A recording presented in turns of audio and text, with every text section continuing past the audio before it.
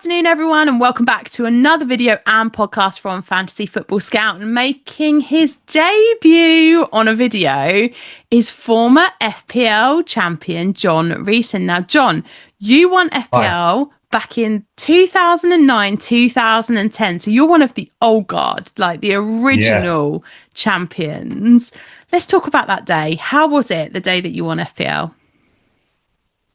Wow. I mean, it's very difficult to probably compare it to what it must be like to win now with all of the hype and the YouTube content and the attention to FPL and just the sheer number of players. I mean, put it in context, back then, there were 2.5 million players. So that felt like a really big deal then, beating 2.5 million players. And obviously these days, what is it now, 11 million or something? So, to answer your question, it was amazing.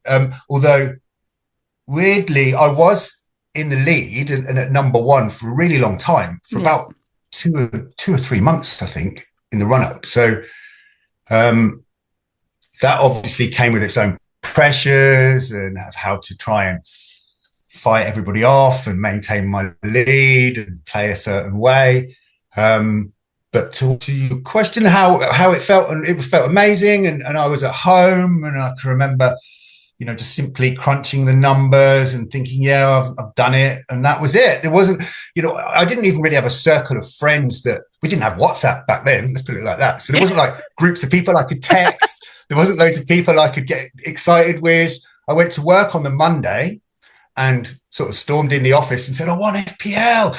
And then we went out for a few drinks at lunchtime. And luckily, I suppose there were some people in the pub that played FPL. So they got excited with me. And before we knew it, we took over the pub for quite a rowdy lunchtime. Oh, I love that. I guess it is so different, isn't it? Because as part of this series, I've obviously spoken to people that have won at various different times over the last 10, 15 years or so. And there's a marked difference in the people that won it, like yourself.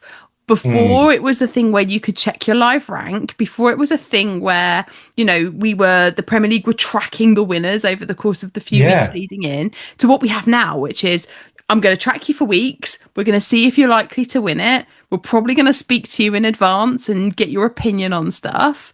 And obviously, there's the Twitter, the social media stuff that comes with it now. So a very different time, but I imagine, quite a personal win and quite a celebration for you, maybe that wasn't quite so in the public eye. Yeah, that's a nice way of putting it. Yeah. I mean, I didn't really do much attention seeking.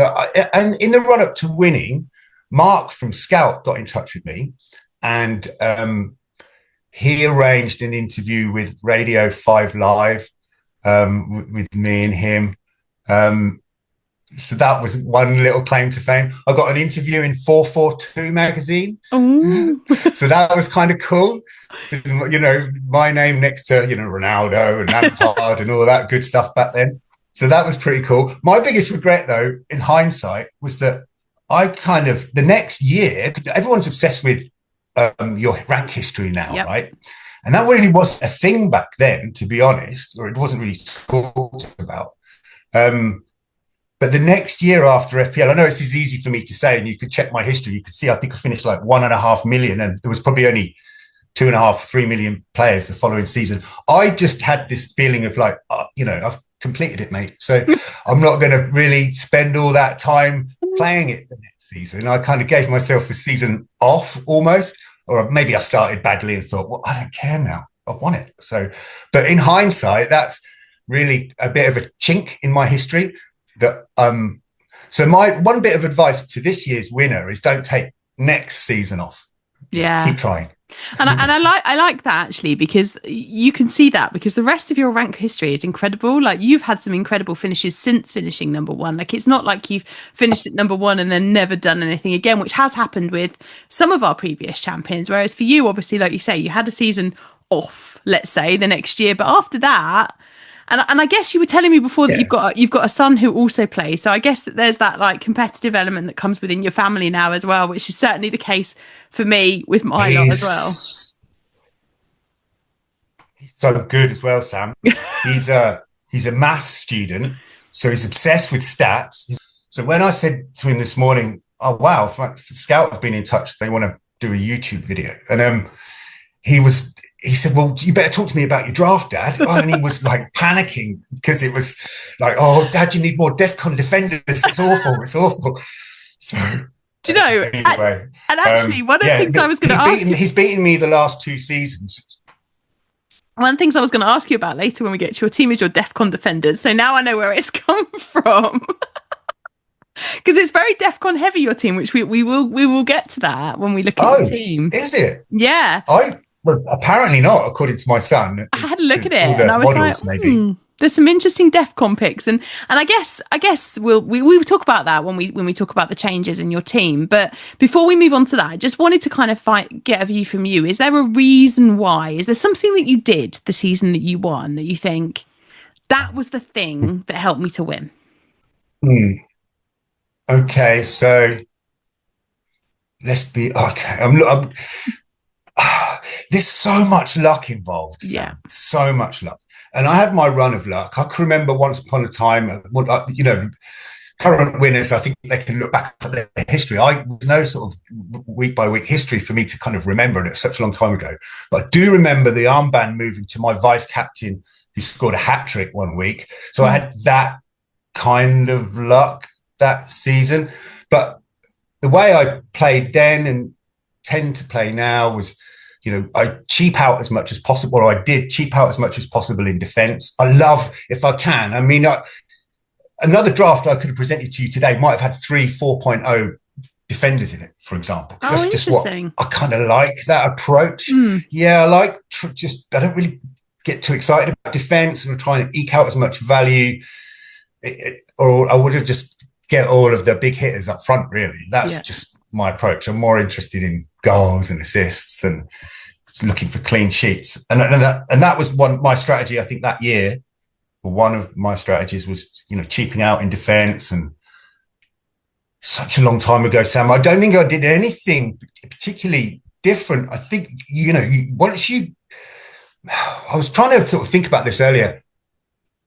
And I think that really, to win it, you just have to stick to your style. And if you get off to a great start and it keeps working, then you're in a groove and off you go. But if you keep changing around this, that, and the other, and I guess that you've got less chance of winning. You just really need to, I suppose, have a style, stick to it, believe in it, go for it, trust your gut, that kind of thing. So, sorry, not really very helpful takeaways there, but no, I think that is actually a helpful maybe in this takeaway. day and age, that is quite a good takeaway, because there's so many models and content creators and all that good stuff. Maybe there's something to be said for the next winner could just kind of block out all of that stuff and do it their way, and who knows, it could be their year. I think so. I think there is definitely something in that, because I think often there's so much noise around FPL now, be it social media, YouTube videos like the one we're ironically making at the moment, but also the content that's produced by the Premier League themselves now, the podcasts, the videos, all of that stuff that comes alongside FPL. It's quite hard sometimes to compartmentalize that and follow a strategy, particularly if everyone else around you is doing something different, because you worry about that losing ground in my mini league. I don't want to sit behind whoever it is that I'm trying to beat in that moment. So there is that element of you're fighting yourself, I think, sometimes between this is what I think is the right thing to do and this is what everything else is suggesting that I do. So it's finding that middle ground, I suppose. But that's the thing that for me is, I always say when people ask me, it's just follow your gut, do the thing that you think is right, listen to what's going on around you, take the advice, but then use that advice to do the thing that you think is the right thing. And I don't think you go far wrong if you do that. I've not heard of many winners come on here and go, well, I didn't do anything that I felt like was the right thing to do. It's, most of the time it's I followed my gut, I stuck to my plan, I didn't panic about what was going on around me or try to stay ahead. It was more a case of let's keep doing what I'm doing because it's got me this far. There was one thing, I suppose, that I did. I don't suppose I was very different, but maybe I was obviously quite a serious FPL player back then compared to the lads in the office, let's say. So what I did do was use bookies odds for goal scorers and assists and stuff, and that paid off on occasions.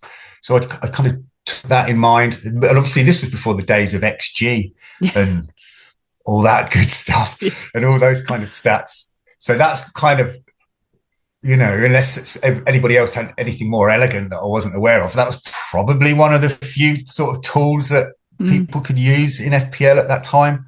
Yeah. Yeah. Yeah, and I think that's really wise. I mean, that is something that I look at now. Even now, I still look at that because I think it's a really helpful thing because the bookies don't want to give you their money. So as far as they can, they're pretty good with giving you that information. So whilst I'm not using it to bet, I'm certainly using it to inform my FPL decisions. I still do now sometimes. Yeah, I just think, well, all very well, all this XG stuff and everything else and the predictions, the models. Sometimes I just like to compare two players and we'll just look at what the bookies say. Yeah. And if that might help me make a 50-50 decision, Yeah, for sure.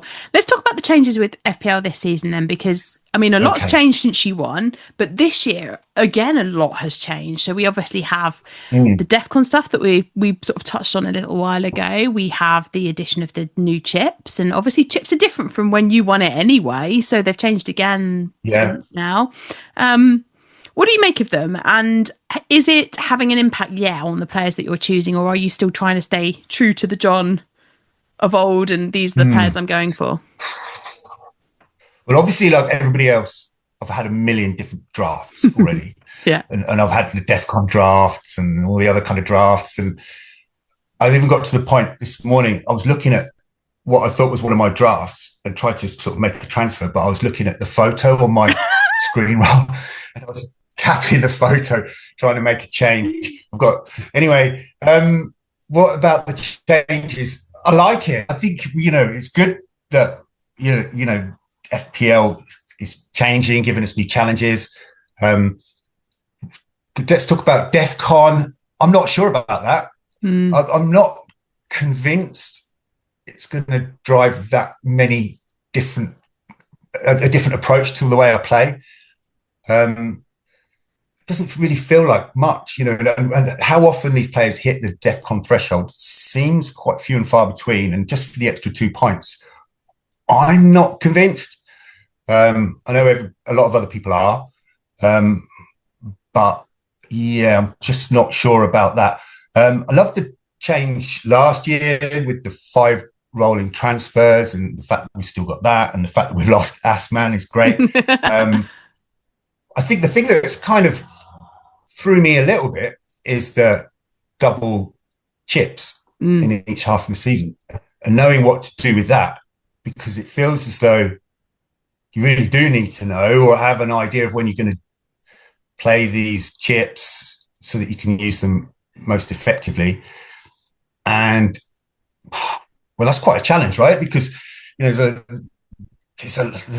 lot of chips to be played and a lot of transfers to be made, and we've got the AFCON transfers as well. It was hard enough getting chips right when we just had one set, right? And now we've got another set to deal with. And we could just leave them to the end of the season anyway. But now obviously that's completely different. I think that's more interesting, more challenging, potentially more swingy with how things might pan out, what your variance is, and how you get on in the season is how you pay attention to those. Personally, I think that's more impactful than the DEFCON stuff. I like the DEFCON thing, but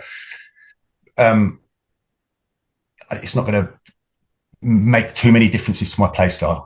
Well, let's talk about your playstyle then, because I had a little look at your draft and we'll show it on the screen. And there was a couple of players that did stand out for me in terms of defensive contributions, but I wondered whether they would have been players that you might have picked anyway, because the Tarkowskis, the Bruno Fernandezes, over the years, they've always been popular FPL picks. Now, the fact that they now have this additional potential for the two DevCon points each week, I think does, make them a little bit more attractive again. But I'm assuming from what you've just said that you didn't have that in mind when you picked these two players. It's just you've picked them and they happen to also be high ranking in DevCon. Yes, we're talking about Tarkowski and Bruno Fernandes. You think of? Oh, I see. Oh no, Bruno's just roots to points, pens, and all the free kicks, and I love him. And I think he'll get, he's got so many better players around him this season. I'm expecting his output to go up. The DEFCON thing's great for him. But I think he probably would have been in my team anyway. Did think about not starting him and finding a route to him for game week 3 when he's got Burnley at home, and playing some jiggery pokery. But my strategy loosely at the moment is to try and get to the first international break without making any changes. So that's what shaped my team a fair bit as well. Certainly not really DEFCON. And I think those first 3 fixtures for Tarkowski look really good for defence, for clean sheets and potentially attacking returns. And I just really like him. I don't think his price is too crazy as well. And what was the stat? Did he hit his DEFCON threshold last weekend in a friendly? He did, 60, 70 minutes. So maybe it would be a bit crazy to turn away that opportunity. So for the sake of the podcasters, I'll just go through your team. So in goal, you've got Verbruggen with Dubravka on the bench. And I think Dubravka is going to probably be one of the most popular FPL assets in the game by the time we get to game week 1. And then your defence is made up of Konza, Tarkowski, as we've been talking about, Nico Williams, Juve, and then Dorgu. And then midfield, it is stacked. That midfield is absolutely stacked. So Palmer, Salah, Saka, Bruno Fernandes, and then Dewsbury Hall with Strand Larsen, João Pedro, and then Mark Guiu up top. Let's talk about the midfield, because that's a lot of money in the midfield. And it kind of harps back, I think, to what you were saying before about the season that you won, that you didn't really like to invest in the defence and you liked to invest heavily in the midfield. Now, this is a very heavily invested midfield. Was there any temptation to take some of the money out of there and maybe put it in the forward line with the likes of Watkins or maybe Gyökeres? Very much so. Not Gyökeres, I don't think, not yet, but Watkins is someone I'm quite scared about. Yeah. And I wouldn't be surprised if I wobble a little bit on Saka and look at Watkins at the last minute. But I do really want Saka for Leeds at home in game week 2. And I like my captain choices that I've got out of those mids with, Salah game week 1, Saka against Leeds, and Bruno at home in game week 3 is at Burnley, I think. So I like those captain picks. Well, they're all talisman. They're all on pens, I hope. Saka's on pens. You never really know with Saka on pens. Until we see anything different. We don't know, right? There's a lot of speculation. And so we'll see. And if it's a disaster, then what I want to do is get to game week 4 with 3 transfers and then see how things are then. And if I think that either one of those big hitters in midfield isn't really delivering any value, I suppose, then I might look at what the first 3 weeks tell us and maybe go for some more DEFCON style players, or maybe, go for put more money in a forward line. We'll see. Those 4 mids, they're amazing players. They're 4 of the best players in the league that are on pens for 4 of the best teams in the league who've got loads of Premier League experience, have delivered huge hauls for us before things. And I feel happy having those in my team rather than, spreading it around a little bit and thinking more about DEFCON defense. I think that's my style, and I'm kind of happy with that. And I won't kick myself, I don't think, if it goes too wrong, because I've convinced myself it was a good idea. And then we'll get to game week 4, like I said, and with hopefully 3 free transfers, and I'll reassess. I wondered whether on the back of the Community Shield yesterday, whether there was any temptation to move from Salah to Haaland, because there's been a bit of a movement away from Salah over the course of the day today. His ownership started to drop a little bit. I think he maybe wasn't quite as maybe he wasn't quite as exciting in that Community Shield, but he's never scored a goal at Wembley. I was quite interested to see that stat earlier. No, I didn't know that until earlier. I was kind of like, oh, that's interesting. And I think, I was kind of watching him thinking, the first, while Wirtz was on the pitch, he maybe wasn't as exciting. It's not changed my mind. I'm still going into the season with Salah. I'll still be captaining him against Bournemouth. But I wondered if there was any temptation to move to Haaland after that for you. I mean, I came to the same sort of conclusion, and I was watching him probably like every other FPL player, thinking, what does Salah look like today? Is he going to do anything? And Verts looked great. What was Van Dijk doing? He didn't have a very good day, but it's tempting.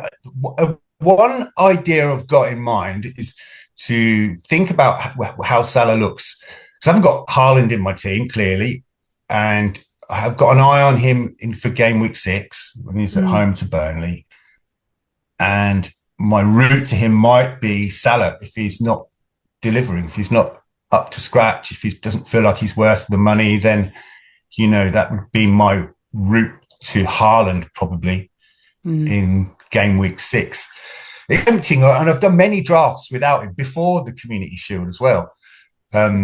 Now because you think, okay, well, maybe I can get Verts and spread the rest of the money around with these DEFCON players or what have you. But I don't want to be too far behind the curve. And that's one of I don't want to be behind the pack. And I'm a bit scared of EO generally. I think I have this irrational, or maybe it's rational, but I get a little bit jittery about really high EO players, and especially if I think they're good players, like Pedro this year.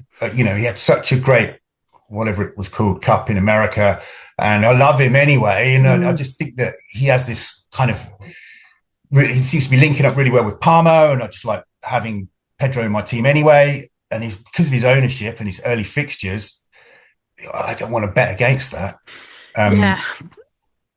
The João Pedro thing's a struggle for me because my current draft doesn't have him in, and right. I really, really want to have Mateta. I love Mateta. I like the Palace fixtures to start the season. I like what they've been doing in pre-season.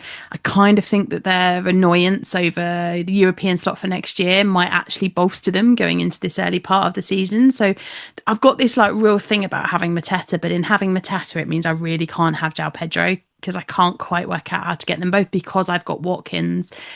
But it's terrifying because I spend a lot of my time saying, don't get behind the curve straight away. Play it safe, cover out the heavily owned players, and then you can move elsewhere after that. If they're not performing, it's easy enough to move on and off. João Pedro is the one that I can't quite cover without sacrificing Mateta. And it goes back to what you were saying before about following your gut. When you've got this gut feeling that you think somebody's going to be good, you want to follow that through. And so it's a difficult one for me. Mateta looked great in the Community Shield, didn't he? Yeah, he did. And he's looked great all of pre-season. So fast. I'm struggling with that one. Yeah. Yeah. And the thing is, well, I suppose at least you've got choices at 7.5.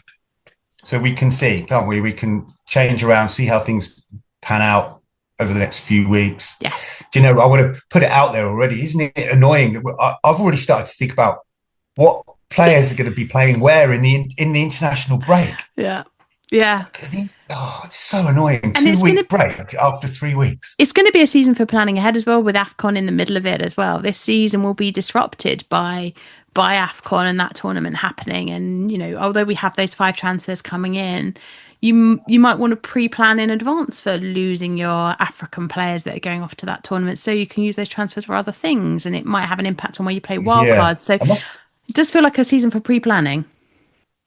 I think it could suit lots of different gameplay styles, to be honest. Yeah, I mean, planning, great, definitely, or could work out really well. But feels as though we're kind of like, we've got so many chips, all these transfers we can roll, the AFCON transfers as well. It could be a year to attack as well, as kind of, yes, plan, but react as well. Yeah. So... because often I'll plan too much, like I'll book in transfers for 3 or 4 game weeks ahead because I think that's the right time to jump on that player, and that very rarely works out. So a loose plan, I guess, is obviously a great idea, but I'm going to kind of shoot. I'm going to kind of fly by the seat of my pants a little bit and see what happens. See how these chips work out. I haven't even really decided when I'm going to bench boost yet, which is, I know, a big red flag for most serious players right now. I still haven't decided either, if it helps. Bench boost 2. a lot of that depends on whether Gru's fit or not, right? I mean, because he's the bench boost game week 2 darling, but he's never even played yet, so we'll see. All right, before I let you go then, Jon, you've already kind of given us a piece of advice earlier, but I've been ending these with a piece of advice for other FPL managers who want to join your elite band of FPL winners. Now, there was a, when I was researching about you beforehand, there's a nice picture of you and Adam and Simon, 3 previous champions out for dinner. I'm not sure where in the world you were, but there's a lovely picture of the 3 of you in London, together. Yeah, and in my head, I thought, do you know what? That's a nice band. I'd really like to join that little gang of winners and be able to go out for a nice dinner with a load of others and talk about that. So can you give us a piece of advice for the goodness knows how many, the maybe 12 million managers that are going to play this season, as to how they can join your little gang and hopefully go on a little pizza date or whatever it was that you were doing? Okay. I know we all really love this game and think about it a lot and spend a lot of time on it. And get ourselves in a bit of a mix about what to do and all these kind of stats and all these different opinions and all that good stuff. But just kind of remind everybody, I suppose, to just try not to take it too seriously. It's just a game, It's fun. If you win it, then great. But there's no it's just a game. So my advice to people is, don't let it take over your life. Don't kind of get too stressed out about things, and just play it for fun and as a game, first of all. And maybe playing it for fun and just a game is almost the secret to possibly winning it. You and I were having a little chat before you started recording about play styles and so on. And we kind of speculated, well, what with all the models around now and all the stats available and great content out there that you can watch and so on, there's so much. There's a chance that all of the teams could end up looking the same, or there's a chance that we all go that way, or a bunch of other people go that way. And I still feel like there's space for people to play this game and possibly win this game, almost not blocking everything out, but just being sometimes a little bit bloody minded about their own ideas and their own approach and their own opinions, and just going for it and trusting your gut a little bit, as people say. So maybe that's the advice. It feels as though there's still space for someone to win this game without necessarily following all the models and following all the stats. And I know that might be a bit, people probably don't want to hear that, but it's still such a random game. The models are great over a course of a season, but we don't pick our team for a course of a season. We pick it sort of week by week, and we can make all these crazy transfers and all these crazy chips we've got now. So yeah, maybe that's the advice. Don't take it too seriously. Play it for fun, and maybe there's a way to win it just by doing it your own way, maybe. Yeah, because you certainly won't be able to win it if you all do the same thing, because then we'll have a massive tie at the top and somebody eventually does have to win it. So I think for me, there's always been something in have a template team for sure, but then use those differentials wisely. And I think that's kind of what you're alluding to. It's, don't go too, my take from what you've said so far today is stick with don't worry about the EO kind of hurting you, stick with the players that could hurt you, but also look outside and pick those players that you think are the ones that are likely to do something, because they might be the difference makers across the course of the season. Absolutely. Yeah, why not? Do it that way. I mean, and follow all the content, follow the advice, because sometimes people just like to watch that because it's just good fun and it's interesting, but it doesn't mean you have to take on board every kind of, content creators' ideas or every model's kind of predictions. You can still take that with a pinch of salt, play it your way. Brilliant. Thank you, Jon.